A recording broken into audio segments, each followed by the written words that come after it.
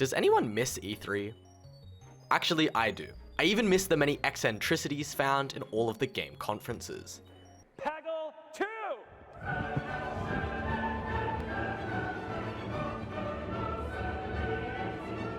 I can say with absolute confidence that E3, with all of its new game announcements, teasers, reveals, if you were a nerd like me growing up, this event was the place where dreams came true. A culmination of the newest video game releases and the technology that powers them.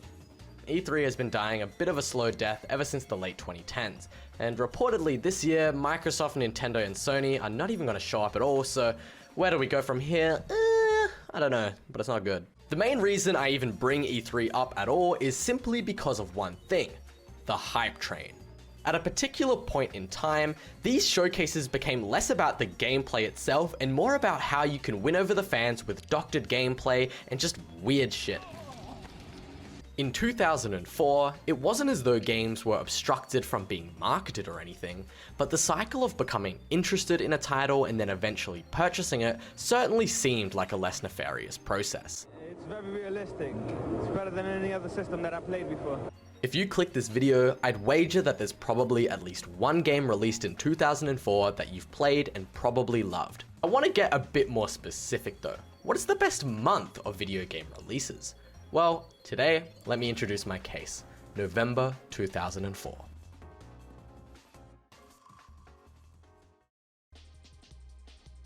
So, let's talk about Valve, I guess. I mean, look, the year of 2004 was particularly integral to the framework and the skeleton that many popular PC games still function on to this very day, that being Valve's very own Source game engine coming out.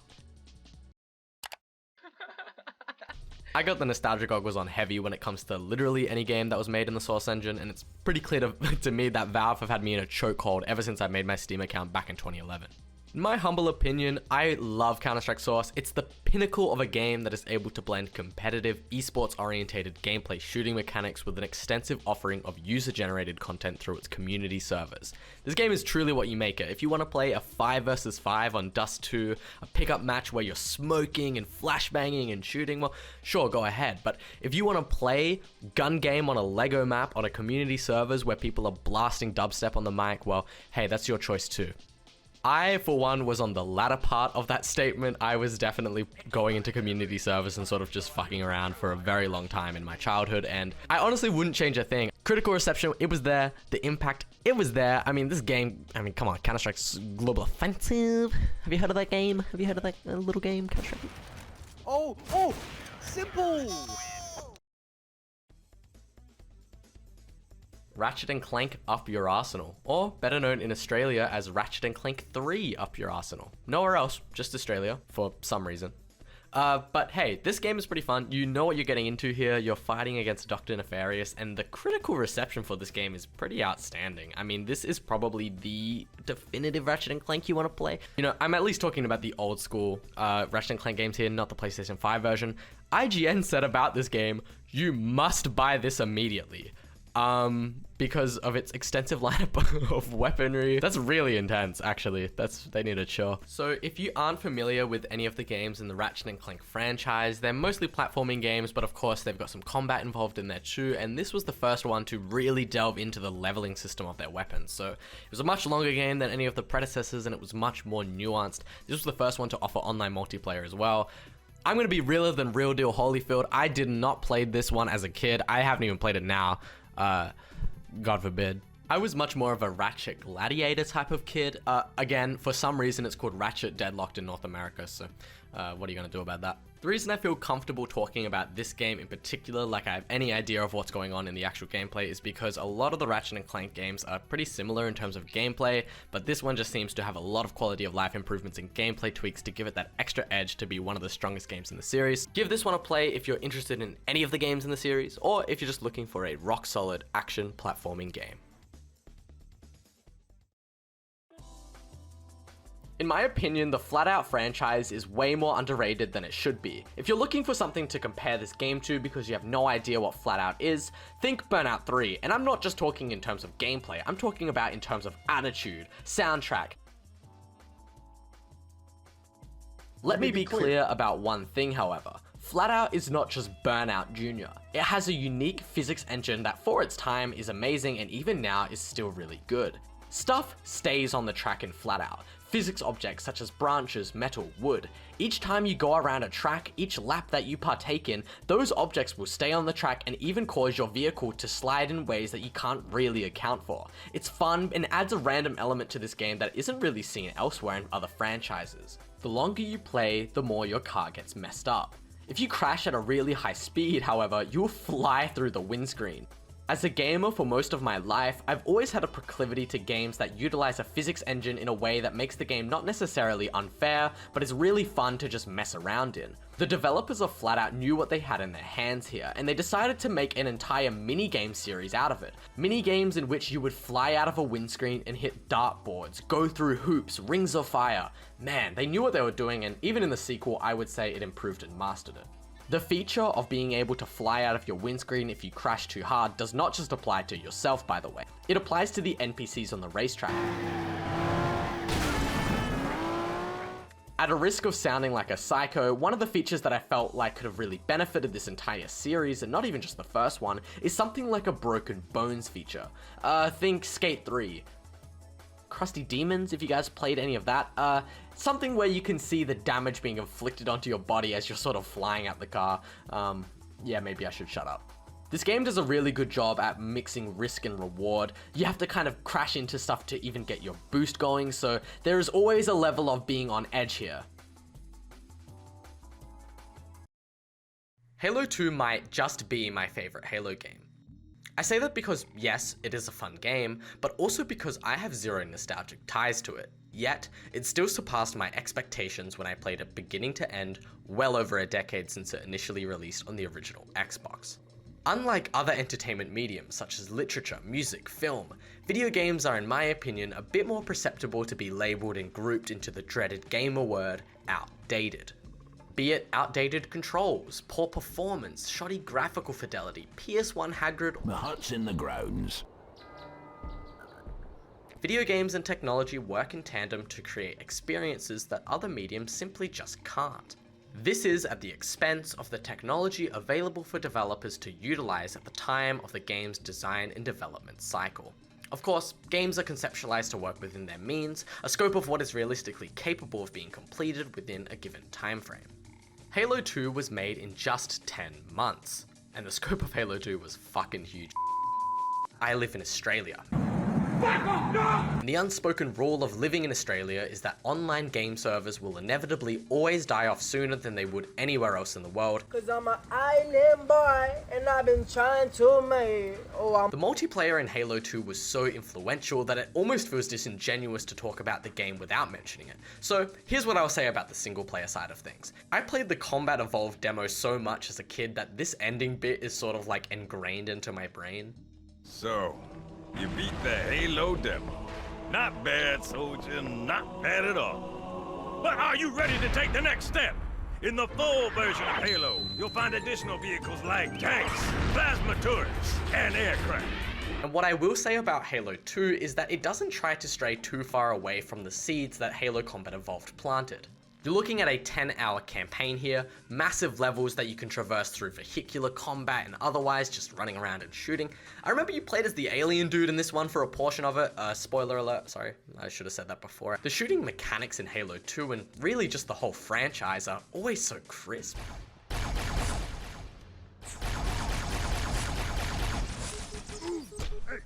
Halo 2 was the first in the series to introduce dual wielding for your weapons, and I almost feel like it's an apt analogy for Halo 2 as a whole.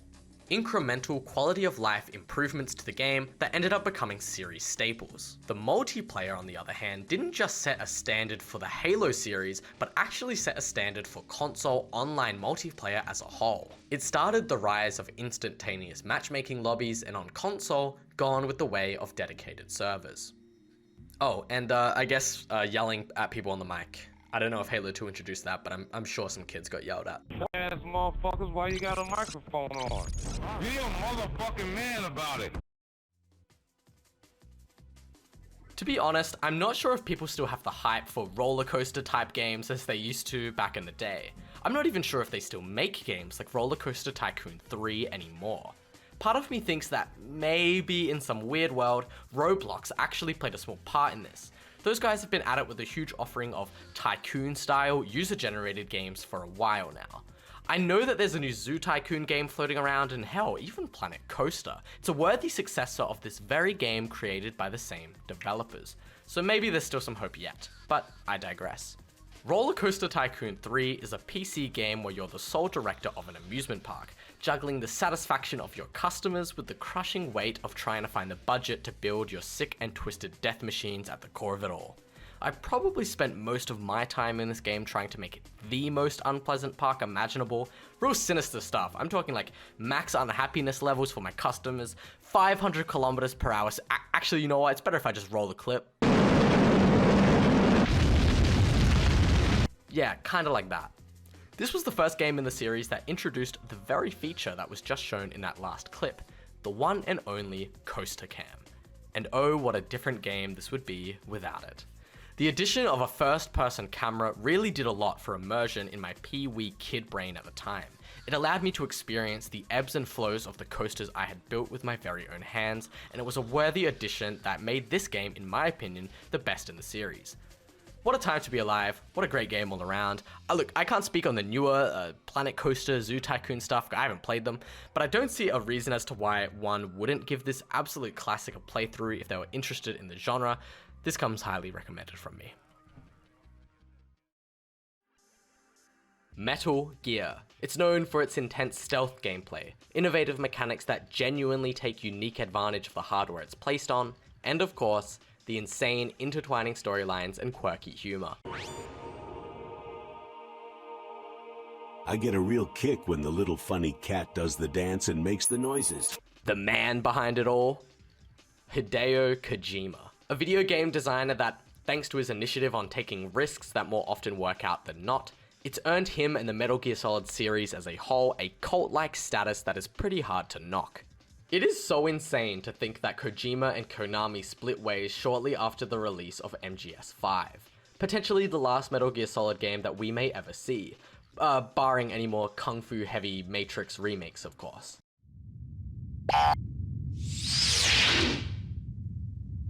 To sum it up, a simple difference of ideology. Business versus passion, perfectionism versus mobile games.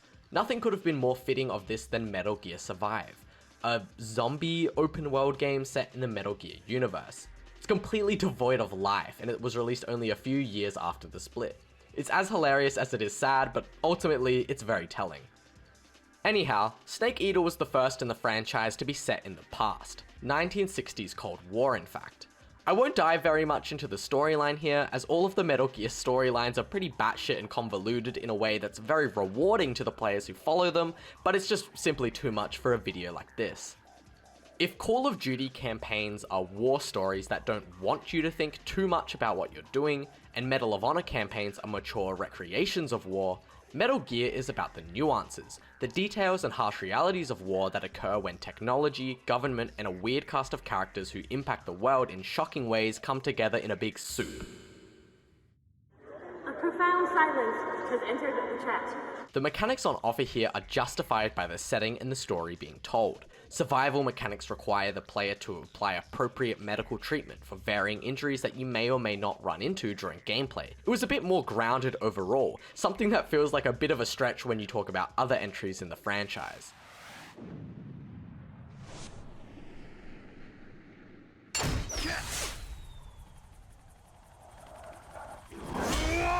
It's all different, but it fits the ideology of the franchise. Innovation, risk, and fun. I don't really care about Bejeweled. Let's talk about Peggle instead. PopCap made Bejeweled 2, right? But they also made the best game of all time, Peggle. And for only $7.50 Australian, you're granted the privilege of being able to share the Peg battlefield with some seriously jovial and whimsical guys. Like, of course this guy is called Jimmy. Have a look at him. He looks like a Jimmy. And then you got Bjorn. Man, this game is so good. So you might have some questions, like, what does this have to do with Bejeweled? And what is the aim of the game? The aim of the game is that you have to shoot the orange pegs, and that's really it. You just gotta shoot all of them down, and then you win. And they somehow made that really fun, and I just felt like I should come on here and let you guys know that. Also, it's kind of like the godfather of gaming, alright? Like Call of Duty and shit. Like, you would not be playing Call of Duty if it wasn't for Peggle, dude. So relax. Enjoy your Warzone, but know your roots. This game is fucking cool, man. I played this game as a kid, and it's just like a fun fighting game for the PlayStation 2. I mean, look, if you like Godzilla, if you like little dinosaur-looking creatures, if you liked Real Steel, the movie, it's kind of like that, but like better. I never watched the movie, but it's fucking sick. The critical reception here was not amazing. I mean, lots of 6s and 5s and 7s being thrown around, but I don't think anyone is playing this game for the cultural and significant impact that it had. I'm sure there are lots of other people that were in the same boat as me and played this game as a kid, and just being able to watch like the water physics and the helicopters and the jets and the destructible buildings, all just a massive playground for a fighting game. It was honestly really unique. Even if Godzilla wasn't attached to this game, just being able to play a fighting game in that sort of an environment was unique at the time. And hey man, go give this one a play if you enjoy fighting games, Godzilla, or just like something different.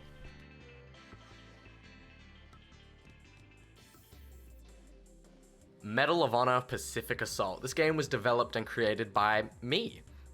I created this game. Can I get sued for that? If you're not too familiar with the franchise of Medal of Honor, first of all, okay.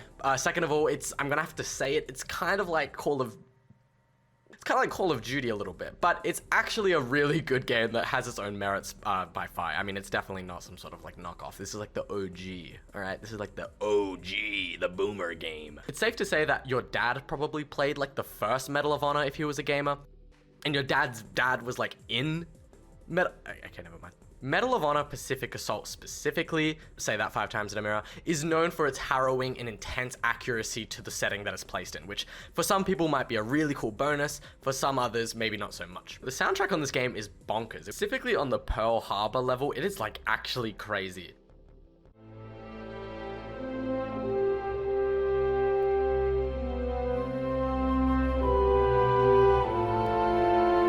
Some people say this is like the final Medal of Honor game in their eyes before it went downhill, especially if you consider games like Medal of Honor Warfighter.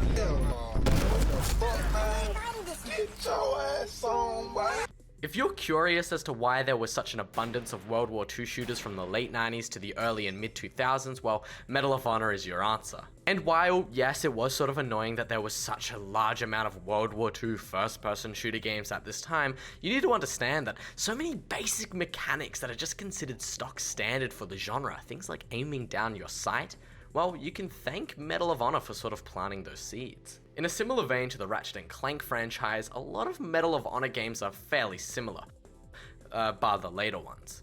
I'm not going to go out and tell you to play this one specifically. I mean, I haven't played all of the Medal of Honor games, but this one is a good time. If you were one of those kids that woke up on Christmas morning with Killzone in your Christmas stocking, I was hella jealous. I really wanted to play that game as a kid. All I got instead, it was the Killzone 3 for the PlayStation 3, the demo version, which actually has multiplayer. It had multiplayer, that's pretty cool. Sick. To be honest, the first Killzone is not really seen as the best one in the franchise, and you're probably better off playing 2 or 3. I mean, look, this is kind of competing with Shadowfall here in terms of like the worst Killzone, but hey, you can give this one some leeway because it's the beginning. A lot of people saw this as Halo 2 by Guerrilla Games. One thing that sets Killzone apart from its contemporaries at the time is definitely in the setting of the game. It's really gritty, it's really dystopian. I wish the color palette was a little more interesting, to be honest, but maybe that would go against what they were trying to do.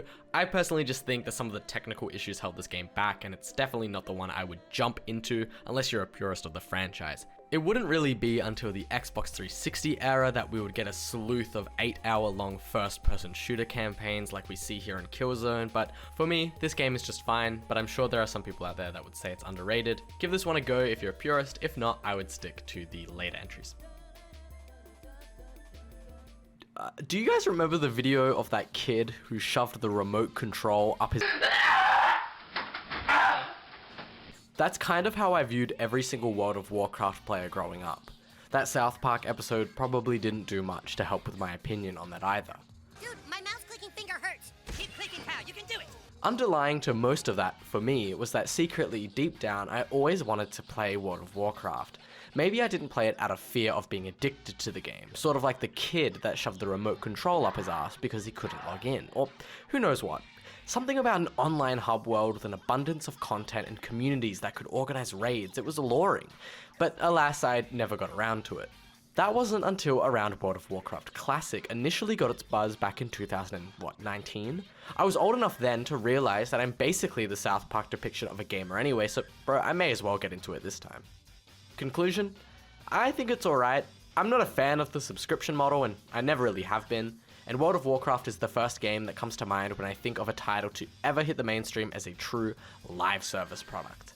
Even on top of all of that, the actual game itself, I think it's a game that will reward the right type of players, but those should be players willing to put in the time, hit the goddamn grind, and be willing to put up with some mechanics that might not be super accessible to people who are newer to mouse and keyboard gaming.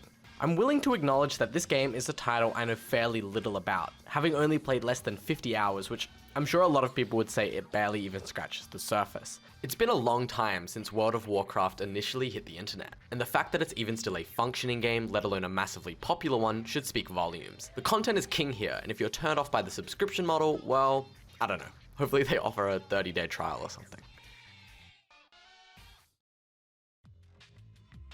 Vampire the Masquerade Bloodlines. It feels like it's the least talked about Source game. And I don't mean that as in it's the least talked about game that uses the Source engine. I'm sure there are many other candidates that could take that title. I specifically mean in this instance, the Source engine community, the players that are more interested in games like Team Fortress 2 and Garry's Mod. Vampire the Masquerade Bloodlines doesn't really come up in those discussions very often. And I think that's because it's simply just very different to the rest of the games that you would consider Source engine classics. First of all, it's an RPG game, not the type of genre you would typically associate with the game engine. And my second point is that this is a vampire video game. Again, not really a setting that is super common. So what happens when you combine a Source engine RPG and a vampire video game? Probably a recipe for disaster, right? Well, surprisingly, this is a story that doesn't actually end up in a complete disaster. Matter of fact, this is one of the most cult classic PC RPG games to ever be released. This is the type of video game where you need to download unofficial patches before you play, tinkering with your settings to ensure that it runs stable and smooth. At the end of all your hard work, you're given an RPG that is irreplicable.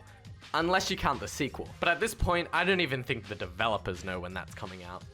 Vampire the Masquerade Bloodlines is the type of RPG that facilitates a wide variety of gameplay styles, which, in my opinion, is a Western RPG at its best.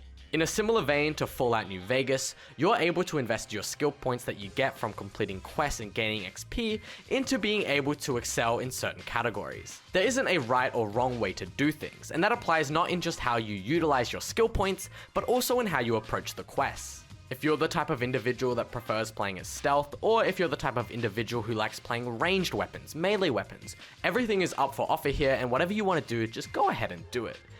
Granted, you can get past the bugs. Half-Life 2. I was the kid with the Black Mesa jacket. I was the kid with the Half-Life 2 t-shirt that was way too small. Speaking realistically, Half-Life 2 does not need as much of an introduction as some of the other games I've talked about here, so if there's one thing I want you to take away, it's this.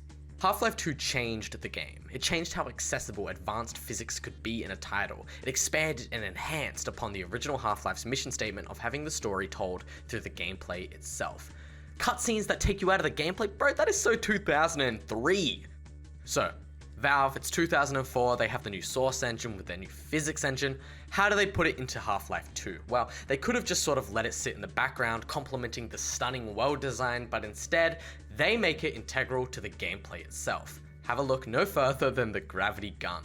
The emergent storylines in Half-Life 2, the stories told through the gameplay, they're ripe when you consider the fact that all the objects in the world you're playing in are available to be picked up and thrown.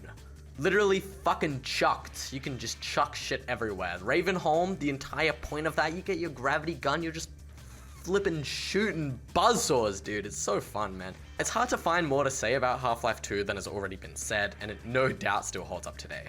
If you want to know more about this game, I'd recommend watching a review elsewhere here on YouTube, but Even better yet, it's been released for so long that I can't imagine the buy-in price for this title is higher than maybe a couple bucks, so if you're a patient gamer, reap the rewards of your patience and play Half-Life 2. Thank you.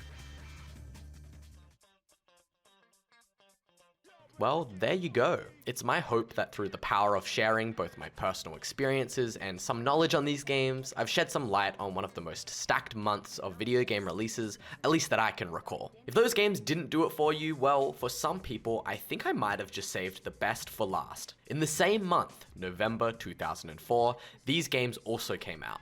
Jak 3, Metroid Prime 2, Need for Speed Underground 2, EverQuest 2, The Number 2, The Legend of Zelda The Minish Cap, Spyro A Hero's Tale, Mario Power Tennis. Mario Power Tennis? You can't do that! You didn't talk about Mario Power Tennis? I made the decision to not include full segments on games that I have got very little or no experience with, even if it meant not including some serious powerhouses. But hey, hopefully that's the convincing that some of you needed. I suppose stacked years of video game releases aren't too uncommon, but all of these amazing games being released in the same month, just merely weeks apart, it's a feat that I've yet to see topped personally, but I'd love to hear what other people out there think. This video is really fun to make. Thank you guys. Peace and love.